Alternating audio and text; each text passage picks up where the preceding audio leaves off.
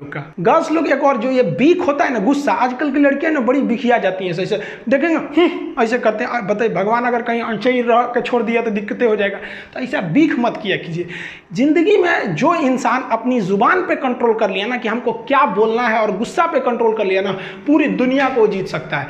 कभी भी शब्दों का इस्तेमाल सोच समझ के कीजिए। शब्द का इस्तेमाल भोजन की तरह होता है। जिस तरह से भोजन परोसने से पहले चख लेते हैं, वैसे ही आप लोग भी किसी से बिहेव करने से पहले एक बार उसको चख लिया कीजिए कि ये शब्द मेरे लिए अच्छे हैं कि नहीं।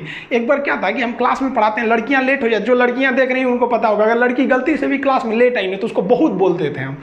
लेकिन मंडे टू फ्राइडे क्लास रहता था, सैटरडे संडे जो एक्स्ट्रा क्लास रहता था उसमें हम खुद ही 15, 20, 25 मिनट लेट हो जाते थे हम, क्योंकि सैटरडे वाले क्लास 3-4 घंटा चलता था, तो हम भी थोड़ा सा लेट हो जाते थे।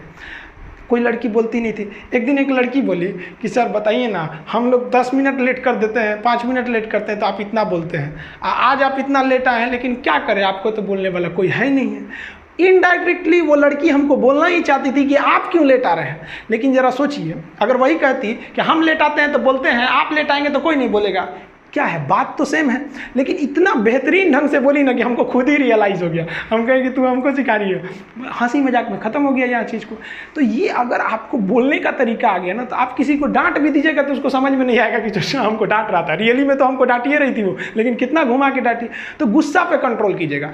आप दुनिया में कभी किसी को खुश नहीं रख सकते हैं, और आप कितने बुलंदी पे चले जाएंगे ना, लोग आपको गाली देने वाले मिलेंगे ही। आप राष्ट्रपति से लेकर देखिए, आप नरेंद्र मोदी से तो बड़े नहीं ना हैं, प्रधानमंत्री, उनको भी आपको देखिएगा गाली देने वाले मिलेंगे सब। आपको हम अपना एग्जांपल देते हैं, हम इतना मेहनत से चाइना बॉर्डर पे क्या हो रहा है, कहाँ क्या हो रहा है, इतना बेहतरीन ढंग से आपको बता देते हैं कोई भी चीज़ को। अभी क्या किया, एक लड़का कमेंट किए, देखिए इनका कमेंट देखिए, हम जानबूझ के आपके सामने लाए। लिखे कि साले पैसे की फंडिंग करके तू पाकिस्तान को ट्रांसफ़र करेगा। आप जरा देखिए, ये भाई साहब को मेरे लिए कुछ नहीं पता है। पटना में आज भी अगर किसी को ब्लड घट जाता है तो मेरे पास आता है, अनाथ बच्चों को हमारे पास भेज दिया जाता है। ये सब ये हमारे बारे में कुछ नहीं जानते हैं, ये अपनी मेंटेलिटी दर्शा रहे हैं यहाँ पर। अब एक नॉर्मल आदमी क्या रहेगा, या तो इसको भी गाली देगा या तो इसको ब्लॉक कर देगा। हम ना इसको गाली दिए ना इसे ब्लॉक कर दिए, इनको आराम से जवाब दिए कि भगवान ना करे बट लाइफ में आपको कभी मेरी हेल्प चाहिए हो तो बोलिएगा। आई एम इंडियन मुस्लिम, मुझे आपसे देशभक्ति की कोई सर्टिफिकेट नहीं चाहिए।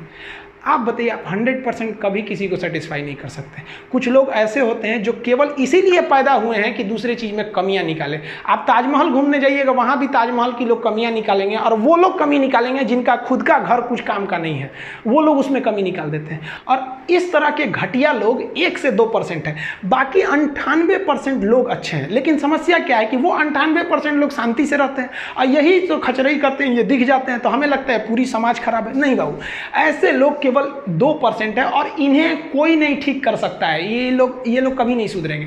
तो ये हम हर जगह मिलेंगे, गांव में मिलेंगे, शहर में भी मिलेंगे, हर रिलीजन्स में ऐसे मिलेंगे। तो आपको ना बात करने का तहजीब होना चाहिए। जिस दिन आपको अपनी बुराई सहने की आदत हो जाए, आपको तकलीफ सुनने की आदत हो जाए, जिस दिन आपको कोई गाली दे और आपको गुस्सा ना आ जाए, याद रखिएगा उस दिन आप बड़े हो गए हैं। उस दिन समझ जाइएगा कि हाँ हम बड़े हो गए, अब नहीं। वरना ऐसा नहीं कि दाढ़ी मूंछ आ गए आप बड़े हो गए तो इससे बड़ा कहा जाता है। इंसान मेंटली बड़ा होता है। आपको पता है, ये भाई साहब मेरा फिर से रिप्लाई किए थे कि सॉरी सर हम आपके बारे में बोल दिए, लेकिन अगर हम इसे गाली देते तो ये फिर पलट के गाली देता, क्योंकि शुरुआत में ही गाली दिया हुआ था। तो सत्य और अहिंसा का मार्ग आज भी जिंदा है, केवल अपनी जुबान पे आप कंट्रोल रखें।